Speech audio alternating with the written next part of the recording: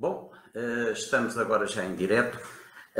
Esta transmissão, esta emissão vai ser sobre toxicodependência ou dependência química. Esta emissão tem uma particularidade. Nós, como todas, emitimos para o mundo, mas desta vez sabemos que temos amigos brasileiros no Rio de Janeiro, num seminário sobre dependência química que irá decorrer no Rio de Janeiro e que nos endereçaram algumas perguntas que nós iremos, obviamente, responder.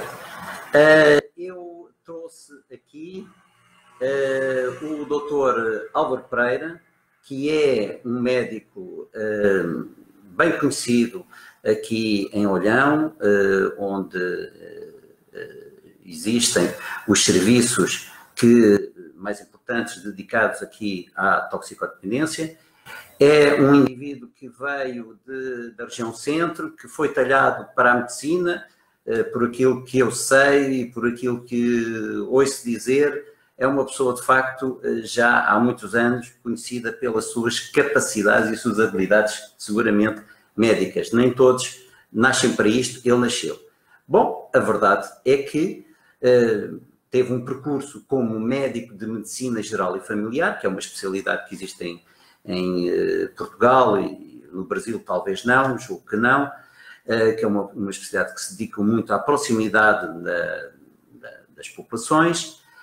Foi diretor de um centro de saúde em Olhão e depois, na década de 80, ele obviamente vai explicar melhor, na década de 80 começou a ter algum interesse sobre estes casos dos toxicodependentes. Nós aqui chamamos de toxicodependentes, eu penso que no Brasil, pelos vistos, chamam-lhe dependentes químicos ou dependência química. A partir dos anos 90, início dos anos 90, inicia serviços de saúde que foram na altura inovadores e que depois se espalharam pelo país. Mas ainda hoje em Olhão, esses serviços de saúde dedicados especificamente à toxicodependência existem e são dos mais importantes do país, embora não sejam evidentemente os mais importantes. Em Lisboa há serviços com muito mais gente. Mas também é verdade, tenho que dizer aqui, que esta emissão para o Brasil, para o Rio de Janeiro, especificamente, tem a ver com um processo de disseminação que existe entre Olhão e o Rio de Janeiro. É uma coisa curiosa, o Rio de Janeiro é uma cidade enorme, uma cidade maravilhosa, enorme, que julgo que tem 6 milhões de habitantes, ou talvez mais. Olhão é uma cidade pequenina, mas a verdade é que está unida a Olhão ao Rio de Janeiro por um evento histórico curioso que tem a ver com as chamadas invasões francesas em Portugal, em 1807, 1808, 1809. Nessa altura, quando houve as invasões francesas, a família real portuguesa fugiu para o Brasil, para o Rio de Janeiro. E quando aqui os franceses começaram a ser expulsos, como não havia navios de gabarito que pudessem atravessar o Atlântico, porque todos esses bons navios tinham ido com a família real e com a nobreza para o Brasil, foi um barco de pescadores, com pescadores de Olhão, que foi até ao Rio de Janeiro dar a boa nova à família real. E por isso este processo de disseminação que neste momento está ocorrendo entre Olhão e o Rio de Janeiro. Mas vamos voltar aqui ao assunto principal e importante, que é a toxicodependência, ou como aí no Brasil se chama a dependência química, penso eu. Mas, Dr. Álvaro Pereira, o que é que será isto que doença é esta da dependência ou da toxicodependência? Vamos lá ver. Bom, primeiro, deixem-me cumprimentar todas as pessoas que estão em linha e dizer-lhes o gosto que tenho em partilhar, enfim, aquilo que eu saber sobre estes assuntos, que nunca se esgotam. As conversas sobre estes assuntos nunca se esgotam e a sua importância é por demais relevante para omitirmos isso da comunidade em geral. E depois também a maior satisfação é saber que alguém do lado do Atlântico está interessado naquilo que nós vamos dizer. E uma saudação especial para lá. Antes do mais, para responder a essa pergunta, que doença é esta? Ao longo dos tempos, o conceito do sofrimento relacionado com o consumo das drogas foi tendo muitas evoluções. E até eu que trabalho nesta área, num serviço organizado desde há 30 anos, tudo começou em 1988, apesar de já uns anitos antes eu andar a seguir verdadeiramente com um espírito de freelancer alguns doentes em olhão. Eu próprio assisti a essa mudança de conceitos e de paradigmas acerca do que é esta doença. De tal modo que da imagem inicial do doente, da pessoa consumidora de drogas, que era o drogado, o viciado, a pessoa que era excluída pela sociedade e ele próprio se excluía da sociedade. E, portanto, uma pessoa a quem não lhe era reconhecido nenhum estatuto moral, que era, sobretudo, considerado um viciado. Deste conceito, passou-se depois para o conceito dele ser uma pessoa doente. E uma pessoa doente que sofria os efeitos de uma substância que o intoxicava. E daí a noção do toxicodependente. Ele estava dependente de uma substância que o mantinha intoxicado. Só que, com o tempo, só que pensando desta maneira, os cuidados que eram prestados àquela pessoa eram orientados para essa vertente se ele está intoxicado, então vamos desintoxicá-lo. Se ele estava intoxicado por uma substância que consumia, então vamos parar. Tirar a substância, pois. Só que o tempo veio a mostrar que este tirar o pelo passa não resolvia o problema. As recaídas eram constantes e repetidas, e a cada recaída sucedia-se um novo tratamento igual ao anterior. Um tratamento que já tinha falhado, voltava-se a insistir nesse, porque não havia alternativas para isso.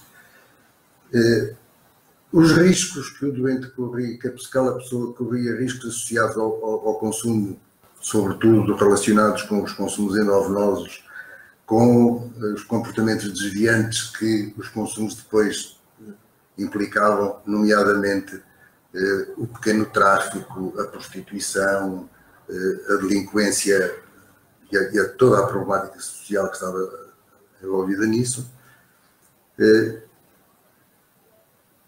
Este doente começou a ser olhado, esta pessoa começou a ser olhada como um doente e a precisar de outro tipo de cuidados.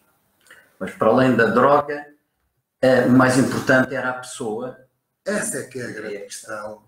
Não bastava a droga, afastar a droga. Demorámos demasiado tempo a perceber que o problema não está na substância. O problema está na pessoa.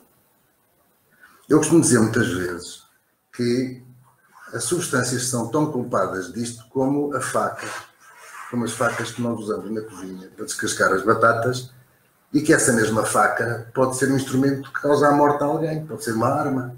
Portanto, a questão não está na faca, a questão está na mão que a usa. O mesmo com as substâncias. Não nos podemos esquecer que há muitas substâncias usadas como drogas que têm aplicações terapêuticas do mais alto interesse. Claro. Eu digo que já fez uma extração dentária e que foi anestesiado com o substrato da cocaína. Bom, isto para dizer que a comunidade científica, insatisfeita com os resultados da sua intervenção, sentiu necessidade de investigar. E essa investigação, sobretudo depois de ter acesso a novas técnicas de imagiologia, nomeadamente a tomografia por emissão de positrões, a ressonância magnética funcional, a biologia molecular, a genética molecular, enfim, há um conjunto de novas tecnologias relacionadas com o estudo das neurociências que nos permitiram perceber a questão central desta questão. E, por isso, pelo menos a partir de 2004, que eu tenha conhecimento, foi o primeiro texto publicado pela Organização Mundial de Saúde, que foi em 2004, que permite considerar que a dependência das substâncias psicoativas é uma doença crónica, é uma doença do cérebro, crónica, por definição recidivante, que é caracterizada fundamentalmente por uma procura e um consumo compulsivo e incontrolável das drogas, apesar da pessoa saber que isso lhe traz consequências e danos potencialmente graves, e que esses consumos induzem alterações no cérebro que causam alterações no seu comportamento e que causam alterações estruturais. Sim. Isto é,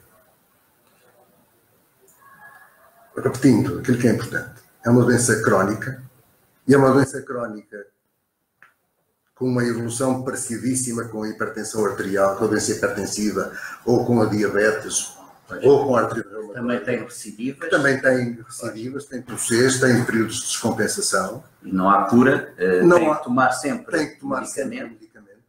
Tem que fazer sempre tratamento. Pode ser medicamento ou não, mas há sempre tratamento que vai se manter durante bastante tempo. E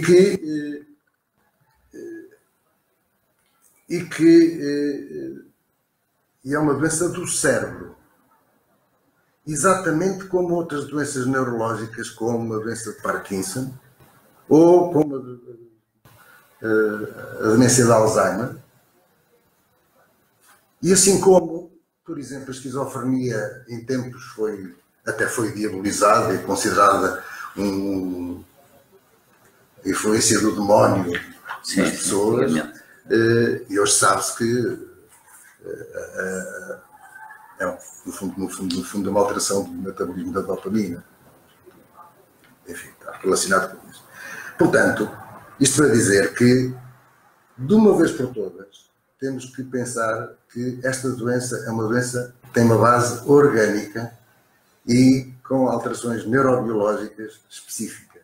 E portanto, é uma doença claramente que se mantém durante muito tempo, que muitas vezes não tem cura, mas que, como todas as doenças crónicas, tem tratamento. Sim, pode-se diminuir, minorar os efeitos, o sofrimento. Por exemplo, eu há bocado falei na doença hipertensiva e na diabetes, só para dar um exemplo, que também serve para introduzir já um outro conceito, é que até há 3 ou 4 anos falava-se que a doença chamava-se dependência. Sim. E hoje esse conceito está ultrapassado e considera-se que a dependência é uma circunstância, é um componente apenas da doença que está por trás, a doença que se chama doença aditiva, que se chama adição. Porque dependência e adição não são a mesma coisa. Convém perceber que a dependência, sendo uma alteração do funcionamento cerebral, é apenas isso. Uma alteração do funcionamento. Há um distúrbio funcional. Quando esse distúrbio se mantém muito tempo, acaba por provocar alterações estruturais. E aí é e essas alterações estruturais são perfeitamente identificadas através desses exames de imagem. Tais exames de... A PET scan, a tomografia por emissão de positrões e a ressonância magnética funcional. Aí já é adição. E aí já é doença aditiva. Porque já é estrutural, portanto, já há ali uma marca física. O funcional, dependência. O estrutural, que é a doença, é a adição. Agora, percebamos uma outra coisa, que também serve para mostrar a diferença entre dependência e adição. É que, se a dependência é uma componente, é uma circunstância da doença aditiva, a pessoa pode não estar já dependente, mas ter a sua dependência tratada, ou estar em tratamento. Um exemplo. Não há diagnóstico de diabetes sem haver hiperglicemia, sem ter a glicemia alta certo, no sangue. Que é o açúcar no sangue. O açúcar no sangue. Agora, normalizar essa quantidade de açúcar no sangue é um objetivo terapêutico. E se num doente diabético que tenha uma glicemia normal, que tenha o açúcar no sangue dentro dos valores normais, a diabetes não está curada. A doença chamada diabetes existe. Está a ser bem tratada. Está bem compensada. A hipertensão, mesma coisa. O doente que tem a doença hipertensiva, não há doença hipertensiva sem hipertensão. Agora, se a pessoa não tiver hipertensão, porque isso é o objetivo terapêutico, ele pode, continua a ser um doente com uma doença hipertensiva. Sim, sim, sim. Aqui é exatamente a mesma coisa. Mesmo sendo tratado, mesmo estando compensado, continua a ter a tal vulnerabilidade. Exatamente. Isso está lá. A doença está lá. Agora, o que pode muitas vezes acontecer, e ainda não temos tempo, na maioria, isto tudo ainda está muito no domínio da investigação. Eu, por exemplo, gostaria imenso de ter acesso à tomografia por emissão de positrões para estudar os meus doentes, a ressonância magnética funcional, mas não tenho isso. E, portanto, porque são ainda coisas, são exames que já estão disponíveis no sistema de saúde, mas que ainda a acessibilidade a eles ainda é muito reduzida. O que acontece é isto, é que servimos apenas da clínica. E com a clínica, muitas vezes já dá para perceber se a pessoa só tem perturbações funcionais ou se já tem lesões estruturais. Isto é, se só está dependente ou se também tem doença aditiva. Sim, porque se a pessoa estiver dependente, então aí sim, a preocupação deve ser fazer com que ele interrompa o ciclo de consumo, que pare a progressão para a doença. E aí podemos falar em que nessas circunstâncias pode haver curas. A pessoa consumiu durante um mês, um ano, mas depois parou, enfim, tomou alguns medicamentos para ajudar o cérebro a recuperar mais depressa, teve outro tipo de acompanhamento por outros técnicos, teve outros apoios sociais, teve outras condições e recuperou, ficou bem, acabou. Agora, o doente que já tem lesões estruturais, felizmente nós começamos a ter alguns indícios que mesmo quando há alterações estruturais, muitas delas, ao fim de bastante tempo, e aqui o tempo é quase como se fosse um medicamento. Sim, sim, o tempo é um agente terapêutico. Doença, pois. As doenças têm um tempo próprio. O tempo muitas vezes permite que o cérebro, digamos, regenere a sua estrutura ou arranje mecanismos alternativos para cumprir as funções que as áreas lesadas, que são perfeitamente conhecidas. Portanto, sim, primeiro esta coisa importante. E também, já agora, permite-me que dê mais essa explicaçãozita obviamente com bases científicas, eu não estou a dar opiniões. Isto não, o que eu já disse e aquilo que vou dizer agora a seguir não tem nada a ver com opiniões pessoais, tem a ver com aquilo que os organismos internacionais hoje aceitam como válido, cientificamente correto. Antigamente dizia-se, não está, pois está bem, o problema físico é facilmente ultrapassável, o problema é a dependência psicológica. Hoje também se sabe outra coisa, é que a dependência psicológica se calhar não é bem assim. Aliás, a doutora Nora Volkov, que é, digamos, o máximo, desculpem a expressão, não quero ofender nem o visado, nem a doutora Nora Volkov, é quase como, é uma das papisas da área. E ela afirma mesmo que não há dependência psicológica, porque os sintomas próprios da dependência psicológica são resultado de alterações do funcionamento de certas estruturas do cérebro. Sim, sim, sim. Portanto, até mesmo aquilo que antigamente era considerado psicológico, hoje sabe-se que há uma base neurobiológica que explica isso. Claro, claro. Portanto, o que eu quero, fundamentalmente, era assim. Longe vai o tempo do vício.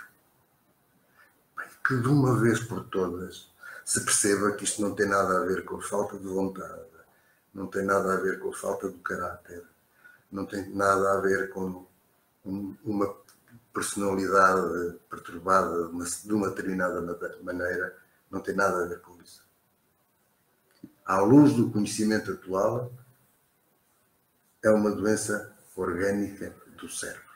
Sim, senhora. Olha, e eu agora, sim, senhora, isto é a introdução enfim, o enquadramento da adição e da dependência. Claro. Mas eu tenho a certeza que os nossos amigos brasileiros querem ouvir algo sobre a estratégia que aqui em Portugal nós aplicamos, de facto, a partir da finais da década de 90, não é? E que, efetivamente, de acordo com várias organizações internacionais, de acordo com as estatísticas, ainda há pouco tempo, isso pode ser visto na internet, no YouTube, vi um vídeo de um documentário do Michael Moore, que é quem vamos invadir agora, em que fala de todos os países que têm bons exemplos. E então escolheu Portugal exatamente para vir cá fazer um documentário sobre o bom exemplo que foi a nossa estratégia de combate aqui à dependência, à adição. E o que é que, afinal de contas, nós temos aqui nessa estratégia? Quais são as características que, eventualmente, poderão ser copiadas por outros? O que é que podes dizer? Copiadas, não digo, porque... nomeadamente aqui é com os brasileiros, claro. Pois, mas copiadas não digo porque a realidade portuguesa é diferente da realidade brasileira. É, seguramente. E é diferente da realidade norte-americana e é diferente da realidade da Inglaterra e da África, etc. Claro. De qualquer modo, pode, e eu acho que devia ser inspiradora. Mas deixa-me só voltar um bocadinho atrás. Por que é que isso aconteceu? Okay. Isso aconteceu porque vivíamos então num outro paradigma que não o atual. Isto é, neste momento vivemos a doença aditiva é uma doença do cérebro. Estávamos num tempo onde ainda se procurava uma personalidade perturbada que pudesse ser a causa. Isto é, uma personalidade que conferisse uma fragilidade às pessoas. Ainda estávamos muito na influência do preconceito e da ideia do viciado. E o aparelho terapêutico, ainda que já tivesse respostas ligar da parte da medicina, da psicologia, da psiquiatria, já havia uma multiplicidade grande de respostas, mas a organização e o conceito que havia, que era subjacente a tudo isso, dava os resultados que deu. Repito aquilo que já há bocado disse, recaídas frequentes, mesmo quando as pessoas estavam abstinentes, muitas vezes eu sentia-as profundamente infelizes. Criminalidade. Só para dar uma ideia, num inquérito europeu, no Eurobarómetro de 97, a questão posta à sociedade portuguesa era qual era o maior problema que a sociedade portuguesa tinha nessa altura. E a resposta foi inequívoca. O primeiro problema, o problema mais grave, era a droga. Era a droga. Na altura era um problema social grave para nós. Em 97 era um problema social grave. Tu lembras-te que em Olhão, nesse tempo, todos os dias havia roubos na rua por esticões dos fios. Certo. Fios de ouro e das carteiras das senhoras. Certo. Não havia dia nenhum que uma loja da Rua das Lojas fosse assaltada. Casas, lares de famílias que eram assaltados e roubados. Um problema de insegurança grande. Não havia ninguém com bom senso que a partir das 11 da noite andasse na rua em Olhão. Havia a prostituição também. Além da prostituição e de todos os fenómenos de marginalidade da sociedade. E eu lembro-me de muitos amigos, companheiros da minha geração, que morreram. E que, sim. A minha geração era outra geração coisa que era dramática. Eu não me esqueço que só no meu serviço em Olhão, aos doentes, às pessoas que em 97 pela primeira vez procuraram consultas, só nas pessoas que iam lá a primeira vez que nós fazíamos rastreios, diagnosticámos 113 novos casos de infecção por VIH-Sida. Exatamente. No nosso país, mais de 80% dos doentes estavam infectados com o vírus da hepatite C. Portugal era o país que tinha a maior taxa de HIV, de infecção HIV, nessa altura e em grande parte devido à toxicodependência. Na Europa, claro. Em algumas freguesias do Algarve e do Olhão, numa freguesia do Olhão, era a capital europeia da infecção HIV. É evidente que isto, a nós tratadores, a nós cuidadores, perturbava. E havia alguma coisa que era preciso mudar. Por outro lado, tínhamos também a noção de que as cadeias estavam cheias. Também cheias de doentes, cheias de consumidores. De consumidores, exato. E eram colocados ao lado dos traficantes, na mesma prisão, na mesma cela. Se eles entravam para lá consumidores saíam de lá de cannabis, saíam de lá a picar heroína e muitas vezes, demasiadas vezes, infectados com VIH ou com as hepatites. Pois. Que chegámos a uma altura que para nós, médicos, se virem com hepatite B ou com hepatite C, era um mal menor. Nós já ficávamos contentes. Exatamente. Se eles só tivessem essas hepatites virais. Hepatites. Porque essas, apesar de tudo, ainda se tratavam. Exatamente. Portanto, a situação era dramática em termos sociais e em termos sanitários. Perante isto, no governo do nosso secretário-geral das Nações Unidas, é verdade, Guterres, o engenheiro António Guterres, através, na altura, do responsável por essa área, que depois foi primeiro-ministro de Portugal, o Sócrates, o engenheiro Sócrates. Sócrates, resolveram promover uma discussão que começou por ser através de um comitê de peritos que foram convidados. Que foram convidados a estudar o problema e a apresentar-se uma estratégia de mudança. E, honra lhes seja feita, fizeram um documento notável,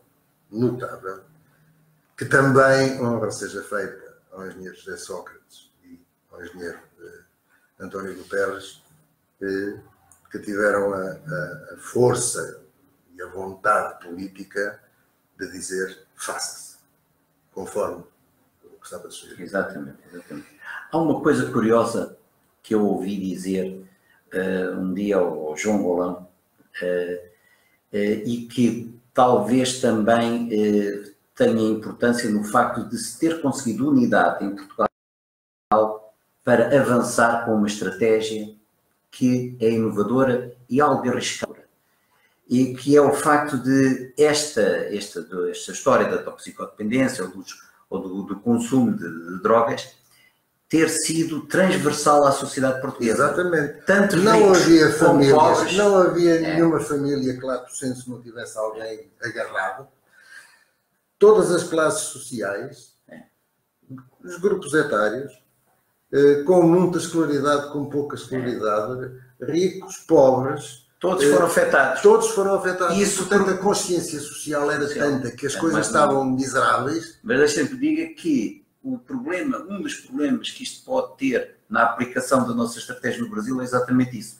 Não sei até que ponto o fenómeno é transversal no Brasil. Se é, provavelmente, por aquilo que me parece, é um fenómeno, sobretudo das favelas, dos mais pobres, e isso pode provocar, de facto, não uma tão grande unidade não é, no Brasil. Mas, enfim, eu não conheço zero. Pois, daquilo. Isso é para reflexão. Né? Portanto, a reflexão tem que ser feita pelos amigos brasileiros.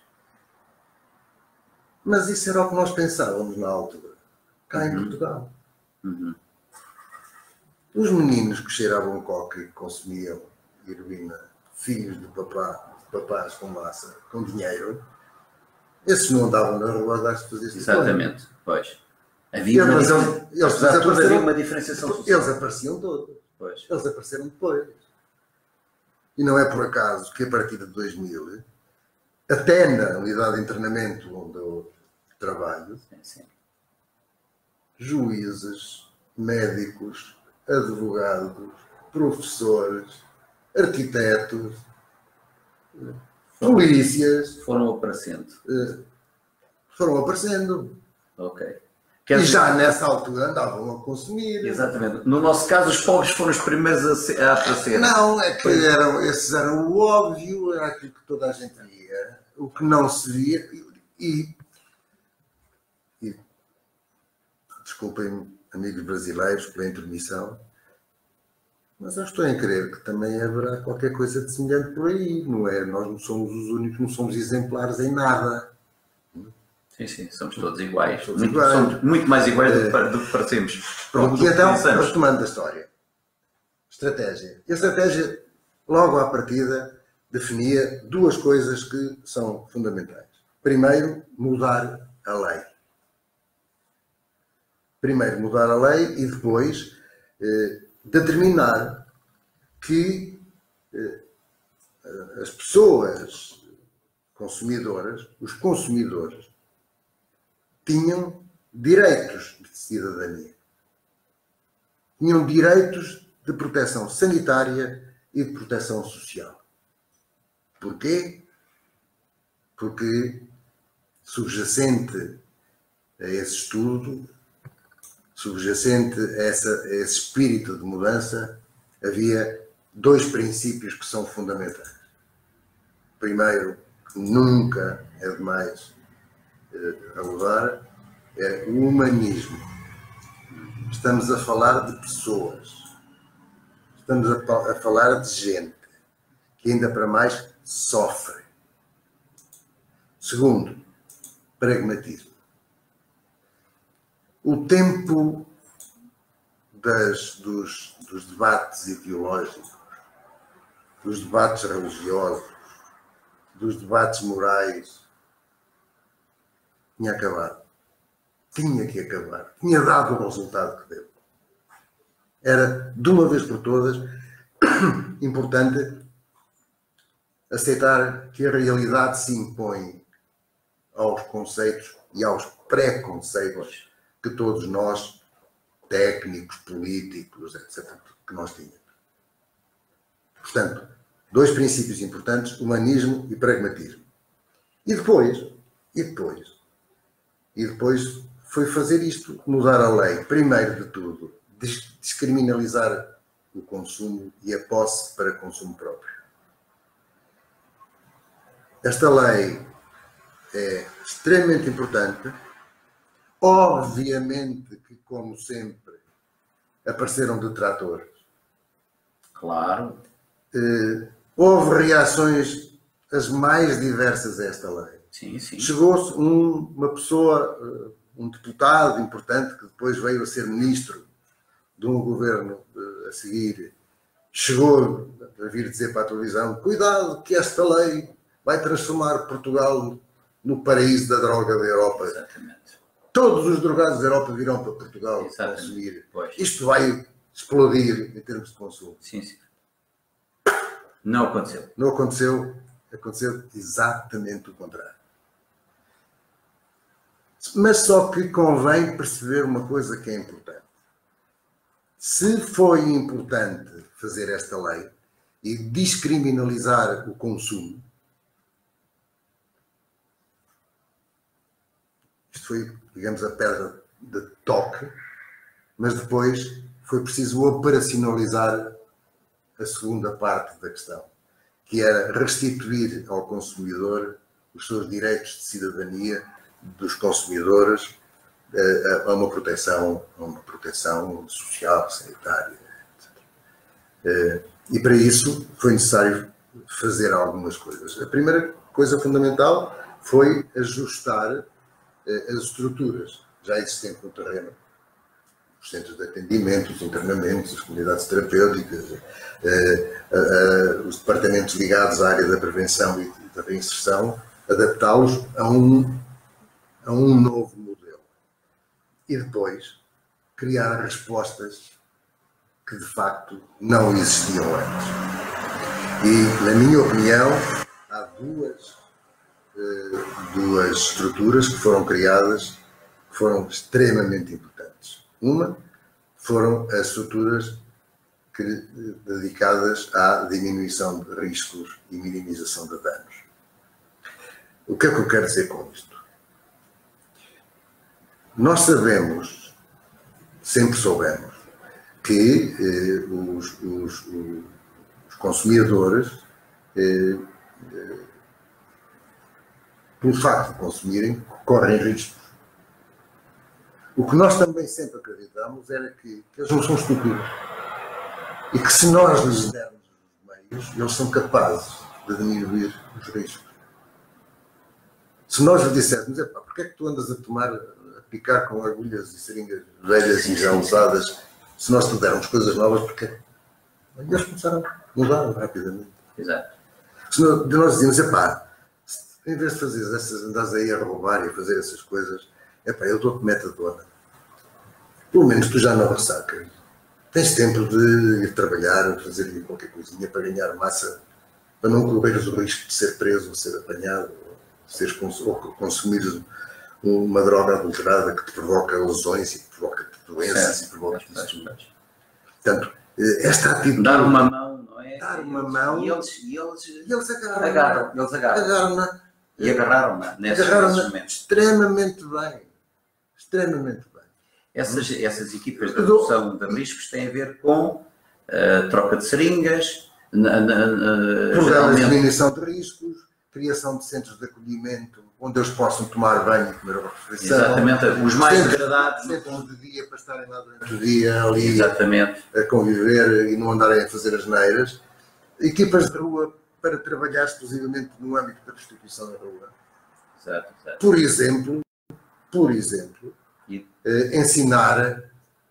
ensinar as mulheres que sim, se prostituíam a usar preservativos. Exatamente. Sempre. Exatamente. E, por exemplo, até para usarem preservativo no sexo oral. Sim. E assim, isto pode parecer ridículo, mas ensinámos-las a pôr preservativo com a boca. Sim. Para evitar a infecção. Sim. Tu sabes isso. Nós conhecemos aqui despirmos de preconceitos e ir às necessidades das pessoas. Exatamente. E não as necessidades que nós julgamos que eles têm. Pronto. A outra, para além desta política de diminuição do risco de dano e minimização de danos, outra coisa extremamente importante foi isto. A lei descriminalizou o consumo e a posse, mas não legalizou o uso de drogas ilícitas. Continua a ser proibido. Só que a pessoa não vai à presa por causa disso. Pois. Não vai para um tribunal? Não vai para um tribunal. É encaminhada para uma comissão que se chama Comissão de Dissuasão da Toxicodependência, que lhe oferece a hipótese de ele começar um processo terapêutico. Terapêutico ou não. É um acompanhamento. Eu digo muitas vezes que eu quero é que eles venham ou que eu possa estar com eles. Porque depois de eu estar com eles, eu já sei que mais dia, menos dia, mais semana, menos semana, mais mês, menos mês, eles pedem para começar um tratamento. Isso não tem nada com sedução, não tem nada a ver com nada. Tem a ver com humanismo. Exato. Tratar a pessoa que sofre e perceber o sofrimento da pessoa. Isto é que é o essencial no meio desta história toda. E, portanto, é dizer assim, a estratégia e o sucesso da estratégia tem a ver com a descriminalização, mas também tem a ver, e muito, com todo o resto.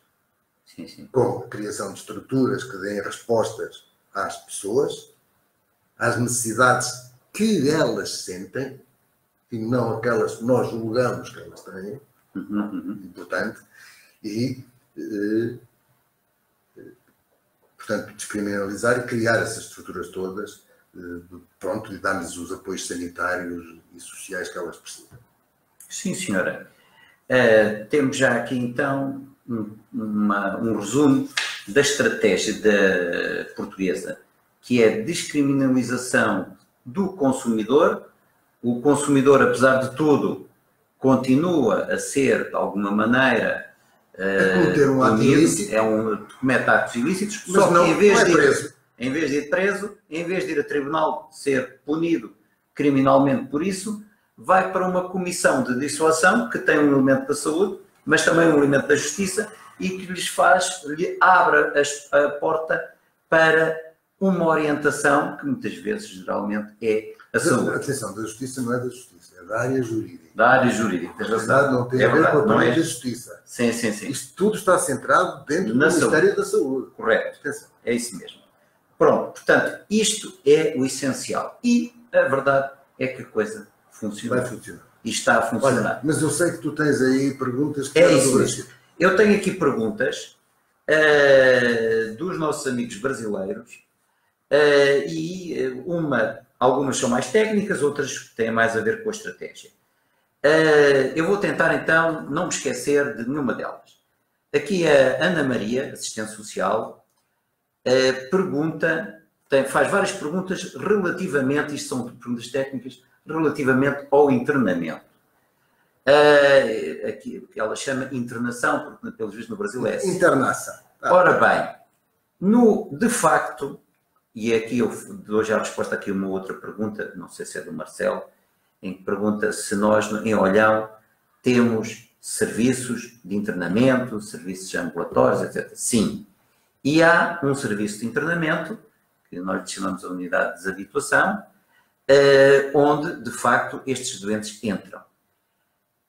Existe, obviamente, protocolos terapêuticos. E a Ana Maria pergunta que tempo é que é sugerido para uma internação de um dependente químico. Eu tenho ideia que vocês têm um conjunto de dias, normalmente, penso eu que são 8 dias, não é? Não, é assim, vamos lá perceber. Primeiro no nosso sistema nós temos dois tipos de internamento, de internação. Internamentos de curta duração e de longa duração.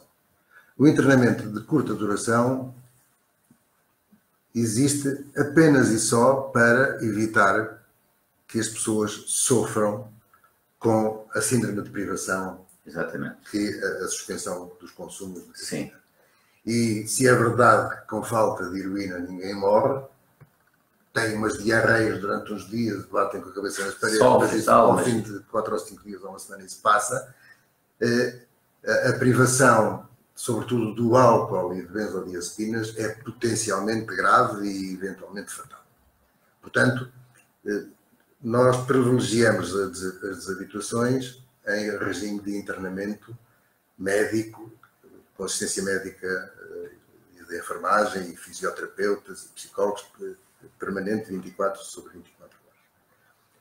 E estes internamentos, que são curtos, são de 7 a 14 dias, conforme a substância que está em causa e conforme o doente. E isto é importante também que se pense nisto.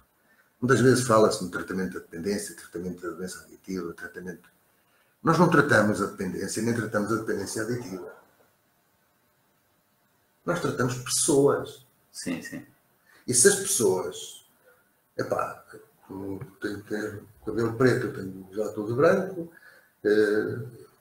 tu não tens barriga, eu tenho barriga, há gajos mais gordos e claro, mais magros, todos nós somos diferentes. E, portanto, pensar que os tratamentos têm que ser feitos por medida. Não há pronto a vestir terapêutico.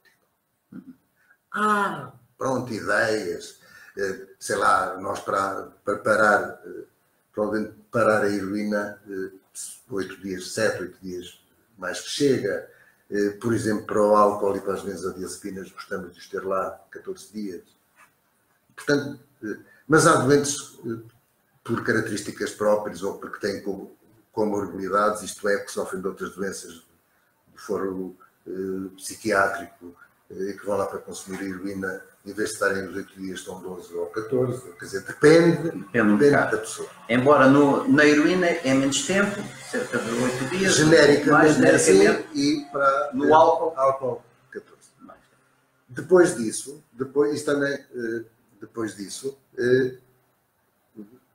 o doente, é bom que se perceba que ele não é o doente que chega lá, que nos bate à porta e diz eu quero ser internado. Nem nós andamos a pescá-lo em lado nenhum. Sim, há critérios para esse doente já está a ser seguido, já está em tratamento com um colega nosso que pensa que agora, nesta fase do tratamento, é bom ele ir para a unidade de desabituação, para a internação, parar os consumos. Depois disso, das duas, uma, ou ele volta para o ambulatório, para as consultas, que já andava a fazer antes, ou então vai para uma comunidade terapêutica, que é um internamento prolongado. Sim. E este prolongado depende das situações, que pode ir de 3 meses até 18 meses ou 24 meses, o tempo que for preciso para essa pessoa reganhar competências sociais. Capacidades físicas, enfim, estar apto a vir para um mundo que vai ser agressivo. Claro. Portanto, isto para dizer que internamentos curtos, 7, 14 dias, internamentos prolongados, 3 meses, 24 meses. Para alguns, não é para todos, depende das pessoas. Mas, de facto, aqui a Ana Maria pergunta logo, então, e depois da internação, existe um pós-tratamento? Obviamente. Não, é bom perceber que o internamento não é o tratamento. É uma partezinha muito pequenina do tratamento. É aquela que implica mais riscos para o doente. Que implica mais sofrimento para o doente, e é isso que nós queremos oferecer-lhe. Mas se calhar é mais fácil eu não sei se é mais... porque depois ganhar competências sociais e psicológicas é mais difícil. Claro. claro. Mas, portanto, é uma pequena parte mas é uma e há pequena todo o parte. resto. Depois, ele já está em tratamento antes, vai ali, digamos, a responsabilidade por tratamento antes passada a nós no internamento. Nós vivemos com ele aqueles dias em que tentamos minimizar o sofrimento, genericamente as coisas correm bem, e depois ou volta para a consulta onde já andou antes, Exato. ou vai para uma comunidade terapêutica, não por iniciativa nossa, mas da iniciativa do terapeuta do doente. Sim, Esse é o terapeuta. Que é o terapeuta. Sabes que, lá está, eu não sei se os nossos amigos brasileiros entendem isto, porque se calhar lá não há nada disto. A verdade é o problema. Pois, a verdade é que aqui, em Portugal, existe um Serviço Nacional de Saúde que, pronto, dedica-se e pode responder mal ou bem, mas responde de forma tendencionalmente gratuita a todas as pessoas, nomeadamente os mais pobres, e concretamente, relativamente aos toxicodependentes ou consumidores, como a gente quer chamar, existe um serviço específico e especializado. E gratuito. E gratuito também. Gratuito, completamente gratuito. Este já é mesmo completamente gratuito à população em causa. Completamente gratuito. Tanto na acessibilidade, as consultas são gratuitas. Os doentes do Serviço Nacional de Saúde genericamente pagam uma taxa moderadora quando vão a uma consulta ou quando fazem um exame complementar de diagnóstico ou quando fazem um internamento. Há umas taxas moderadoras de que os doentes toxicodependentes, chamados toxicodependentes, doentes adictos, estão completamente isentos, exatamente de acordo com a lei, para não lhes criar nenhum constrangimento ao tratamento. Dir-se-á, está bem, mas isso são os privilegiados. Meus amigos, não é em Portugal, nem será no Brasil, nem em nenhum país do mundo. Os políticos sabem fazer contas. E num momento em que o mundo vive crises financeiras, umas atrás das outras, umas explícitas, outras encartadas, as continhas são muito bem feitas. E o que nós sabemos é que investir na prevenção, na diminuição de riscos, por cada euro, são contas dos americanos, por cada dólar investido, significa 7 de poupança. Portanto, apesar de nós, técnicos, e de alguns políticos, falarmos em humanismo e em direitos de cidadania, é uma questão de tudo isto também está respaldado por um pragmatismo económico, que é assim, se nós investirmos aqui, poupamos imenso ali. Exatamente. Só um exemplo. Desculpai, mas isto é assim mesmo. Isto é religiosamente verdade.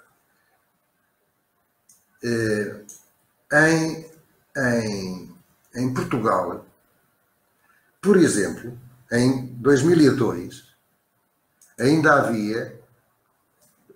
aconteceu haver 766 novos doentes adictos infectados com o vírus da imunodeficiência, o VIH, ou HIV, o HIV-Sida. 2002, 766.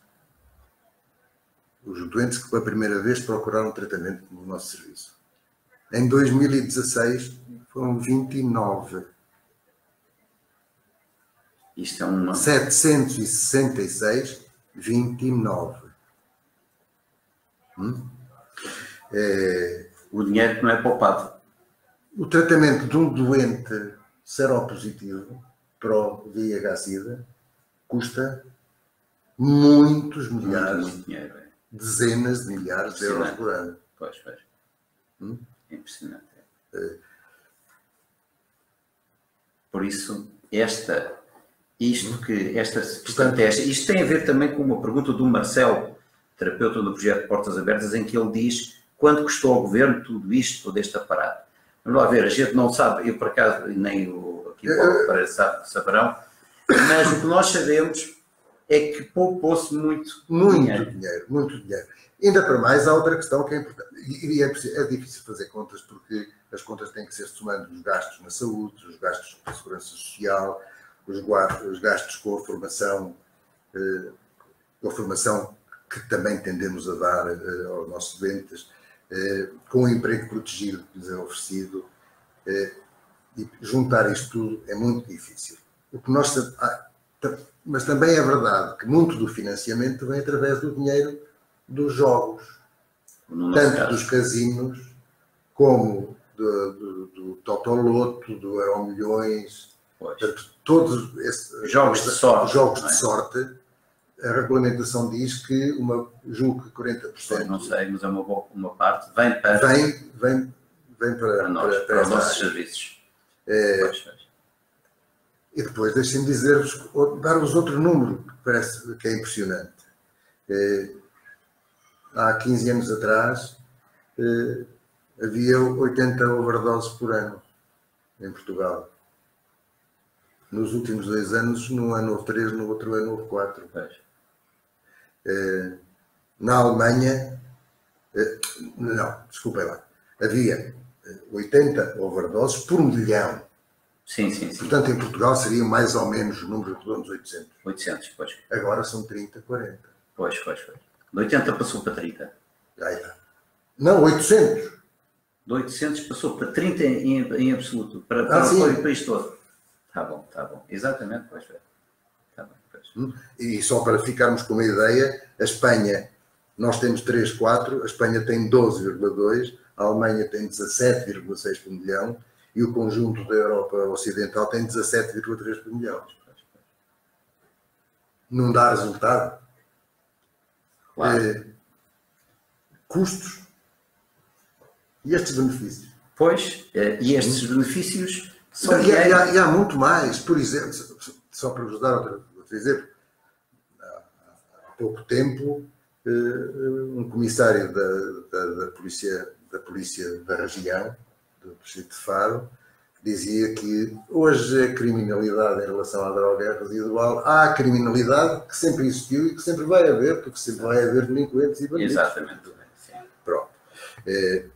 Deixa-me só dizer aqui uma coisa que eu acho que é importante para a gente ver as ligações por vezes escondidas que há entre uma boa política como esta, que diminui o número de toxicodependentes ou adictos, e o dinheiro que se ganha, que o país pode ganhar indiretamente.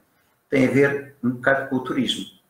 Sensação de segurança. Atualmente, pois, a sensação de segurança. É aquilo que a polícia diz, não há conflitualidade social. Exatamente. Quem vem por aqui anda descansado. O Paulo Pereira falou há bocado de que na década de 80 havia sensação de insegurança, havia muitos roubos, havia muita criminalidade, etc.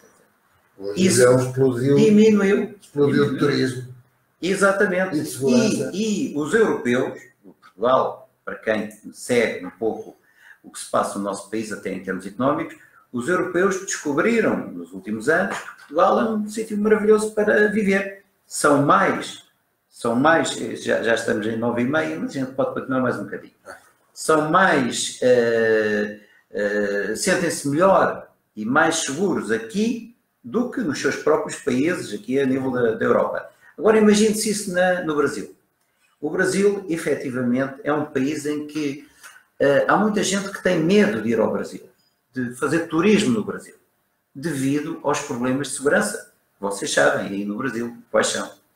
Se vocês conseguissem resolver os vossos problemas de segurança, que muitos deles têm certamente a ver com esta adição, com as drogas, certamente que iriam ganhar muito dinheiro em termos de turismo, para além da satisfação de viverem em paz.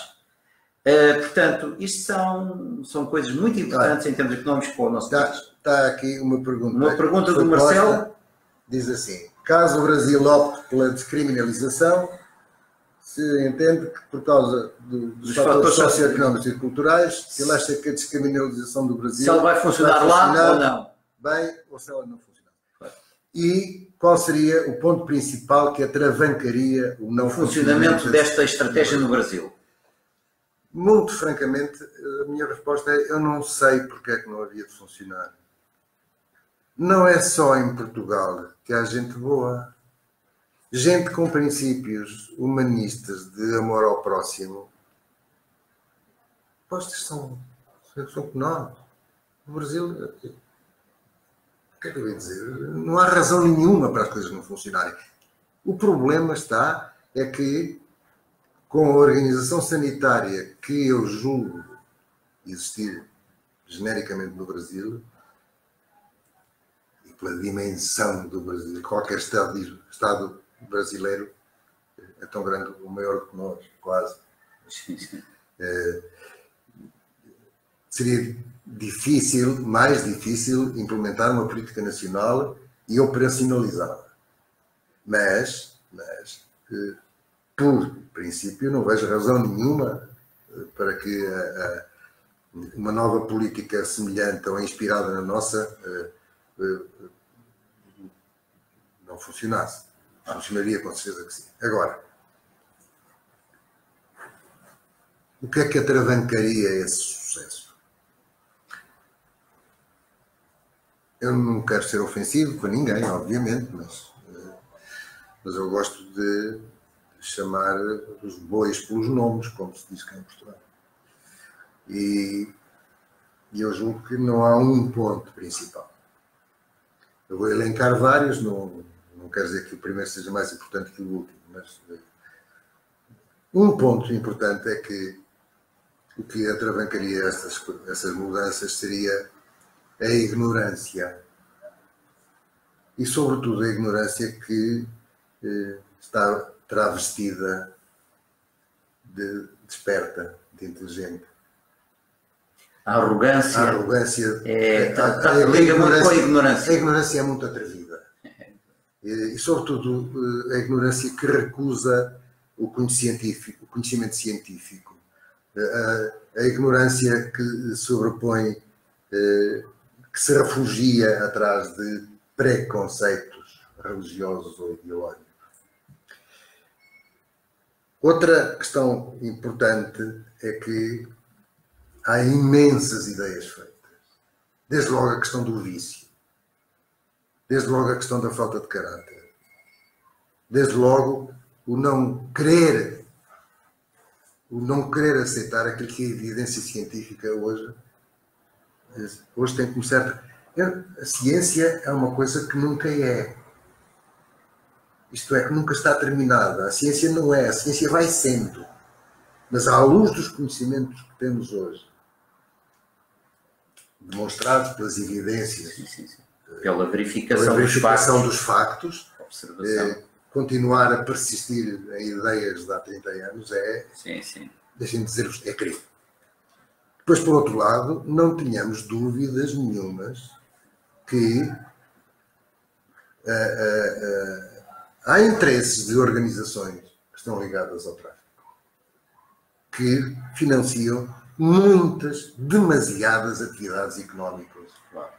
E na América do Sul isso é evidente, não é? E aqui também.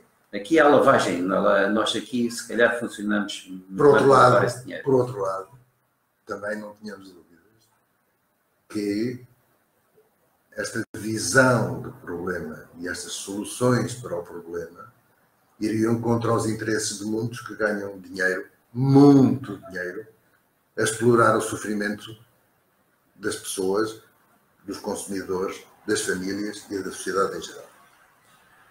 E também atravancaria a implementação de uma solução semelhante à nossa todos aqueles que se colocam ao lado do aparelho repressivo e que não têm valores humanistas. Claro. E estamos a falar nisto, diga-se, poucos dias depois de um ato eleitoral no Brasil. Que é muito complicado, que vocês sabem o que é que eu vou fazer. Claro. Bom, a gente estamos já no final, infelizmente, porque se calhar poderíamos continuar a falar, mas de facto vocês aí no seminário, eles não têm tempo para nos ouvir tanto. Um dia poderemos eventualmente fazer uma conversa mais prolongada e eventualmente em direto, que seria muito interessante, porque há muitas outras coisas que poderiam ser faladas. Mais ou menos, nós aqui respondemos a perguntas da Ana Maria, da Tânia Regina Vieira. Ela pergunta como é que são os serviços aqui em Olhão e no país, e deixa-me eu particularizar e sedimentar esta ideia de que nós temos os serviços ambulatórios, ou seja, as consultas abertas a consumidores. Qualquer consumidor existe em todos os concelhos, não, todos os concelhos não, mas com alguma proximidade existem serviços que dão consultas e de borla, gratuitamente. Esses consumidores depois, através desses serviços, podem ser internados de curta duração, de longa duração, e têm depois também serviços de reinserção. Há também serviços de reinserção, técnicos de reinserção, que ajudam e orientam esses consumidores a acesso à formação profissional. Acesso à formação profissional. Temos, portanto, todos estes serviços à volta do consumidor. Nós não falámos aqui da metadona, mas falámos da troca de seringas. Portanto, para aqueles que são mais degradados, temos estes serviços em que trocamos as seringas, damos metadona, ajudamos, no caso da prostituição, a prostituir-se de forma... Vamos às prisões. Vamos às prisões. Há para aí, de facto, uma pergunta também sobre isso. Vamos às prisões, exatamente, trocar as seringas, dar metadona, eu não sei, também não é por aí. O Maurício aqui falou ou perguntou sobre mais ou menos se há muitos adolescentes metidos nisto, pois, enfim, eu não tenho os dados, mas o que a gente já disse aqui e voltamos a dizer é que sim, que havia na década de 80 muitos adolescentes, agora há muito poucos que ponham problemas sociais, porque exatamente a estratégia funcionou. Muitos dos nossos toxicodependentes, ou muitos dos nossos clientes, são pessoas já antigas, que vêm de trás, que têm 50 anos e até 60 anos, e que ainda hoje são seguidos. Tu querias só dizer aqui uma coisita em relação aos adolescentes, que eu fui procurar estes números, e tenho aqui, nos últimos 12 meses, não são adolescentes propriamente ditos, aliás são, mas não são, vamos lá ver, nos últimos 12 meses, o estudo foi reportado em 2017, referente a 2016. Sim, sim. Portanto, no ano de 2016, 4,5% por milhão, ou melhor, 4,5% dos jovens entre os 13 e os 18 anos consumiram alguma vez cannabis, 0,2% cocaína, 0,1% MDMA ou ecstasy, 0,1% de heroína. Sim, sim, sim. Pois. Pronto, isto só para... Pronto, portanto, nós... E isto são valores que são imensamente mais baixos do que a maioria dos países... Na Europa, por exemplo. Europa, pelo menos. Em Portugal,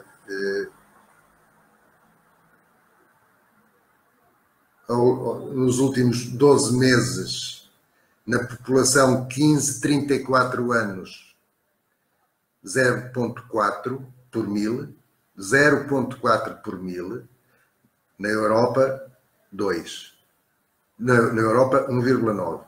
Anfetaminas, Portugal 0,1, na Europa 1,1. MDMA 0,6 em Portugal, 1,8 na União Europeia.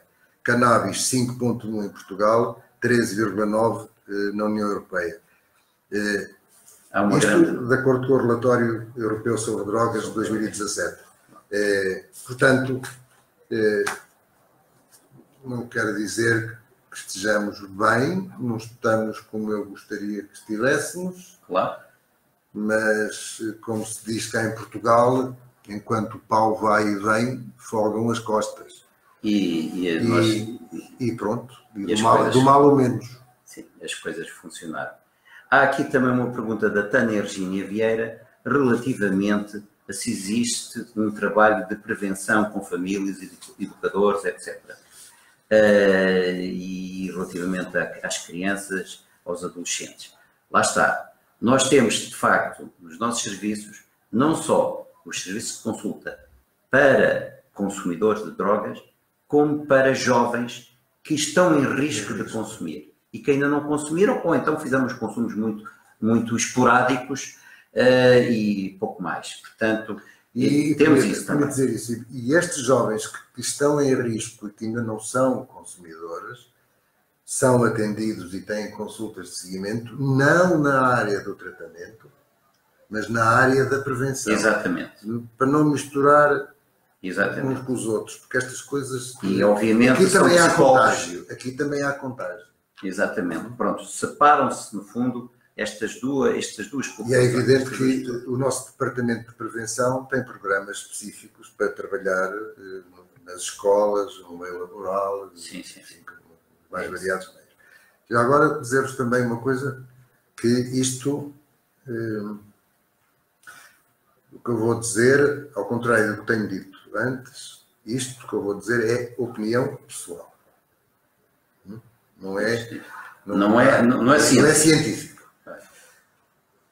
Eu, desde há muitos anos e ainda agora, tenho muitas dúvidas se há, de facto, uma prevenção específica da doença aditiva ou das dependências. Eu continuo a acreditar que o que há é educação. Ou não. E isto porquê? Educar significa transmitir valores, fazer com que a pessoa que está a ser educada partilhe connosco valores, coisas que nós achamos que é importante. A honestidade, a responsabilidade, a humildade, o amor ao próximo, a perseverança, a dignidade como valor mais importante de todos. Quando nós fazemos prevenção, aquilo que se chama prevenção é isso que também queremos que os nossos jovens aprendam. Portanto, prevenir é educar. E mais, se a prevenção toca a educação, também toca uma outra componente, que é a redução de riscos. Se não vejamos, nós não podemos ignorar que o risco faz parte da nossa vida. Não há nenhuma atividade, até agora que estou aqui tranquilamente a falar-vos, aparentemente não estou a correr nenhum risco, mas eu tenho 69 anos, posso ter um infarto. A idade é um risco, não é? A idade só vai crescendo, um risco. O risco vai crescendo. E vai aumentando com a idade. E, portanto, todos nós corremos riscos na nossa vida. E a criança, o jovem, por definição, ele treina. Exatamente. Ultrapassar os seus limites. Treina o correr riscos. Nós temos que habituar as nossas crianças a controlar os riscos daquilo que eles fazem e daquilo que a vida lhes traz. E é esta educação para o risco é que é, na minha opinião, verdadeiramente preventiva. Não é da droga, é de tudo que é desvioso. Sim. E fazer com que as crianças, através do controle dos riscos, o que também significa controlar as suas emoções, controlar as suas cognições, tudo isto faz com que a criança tenha mais amor próprio, tenha mais orgulho em si mesmo, seja uma pessoa mais forte e seja um cidadão que no futuro seja capaz de pensar por ele. Exatamente. Sim, sim. E não, porque na sociedade que hoje temos, o nós sermos capazes de pensar por nós e não nos deixarmos, desculpem a expressão, empranhar pelas ideias dos outros, é das coisas mais histórias. As fake news que o outro conta. Sim. Nós acreditamos muito em histórias e, se calhar, não devíamos ser tão crentes, tão crédulos. Eu gostaria de terminar relativamente a isto da prevenção. Nós aqui na Europa, e especificamente na área da toxicodependência ou na adição, fala-se na prevenção universal, prevenção seletiva e indicada. Bom, são termos. Mas na prática, a prevenção universal, no fundo, é programas que são isto, que aqui o Dr. Álvaro Pereira estava falando, que são programas que formam e orientam, dão educação às pessoas. No caso particular das crianças e dos adolescentes, não posso deixar de citar que este vídeo, este live vídeo, é feito exatamente a propósito de um programa que existe em Portugal, que é a Janela Aberta à Família, que é um programa que apoia as famílias no sentido de as ajudar a orientar da melhor maneira possível as suas crianças, que obviamente é aquilo que os pais geralmente querem. E isso tem muito a ver com tudo, com a cidadania, com tudo, e também, obviamente, com a toxicodependência ou adição. Eu comecei a construir este programa com pessoas dos serviços aqui da adição, que era o IDT, com psicólogos aqui deste serviço, e portanto este programa, que no fundo é de prevenção universal, é um programa que não tem claramente nada a ver com a toxicodependência, a toxicodependência é apenas mais algo, tem a ver com a família em geral, com as crianças em geral, com a capacidade que nós temos de dar o melhor possível, o melhor crescimento possível às nossas crianças, de maneira que no futuro sejam adultos que deem alguma coisa à sociedade, adultos que possam, enfim, fazer um grande país, e isto é muito importante. Se nós tratarmos das nossas crianças, os nossos adultos farão um país melhor do que aquele que nós estamos a fazer neste momento. E eu quero deixar então aqui esta nota da Janela Aberta à Família, e a nota de que as crianças são o futuro, mas os pais que estão por trás das crianças determinam esse futuro. Bom, olha, só dar uma saudação especial. Perdoem-me os que nos estão a ver do lado de cá, mas eu agora quero dar um abraço especial aos que estão do lado deste rio grande chamado Atlântico, que não nos separa, mas que nos... Obrigado.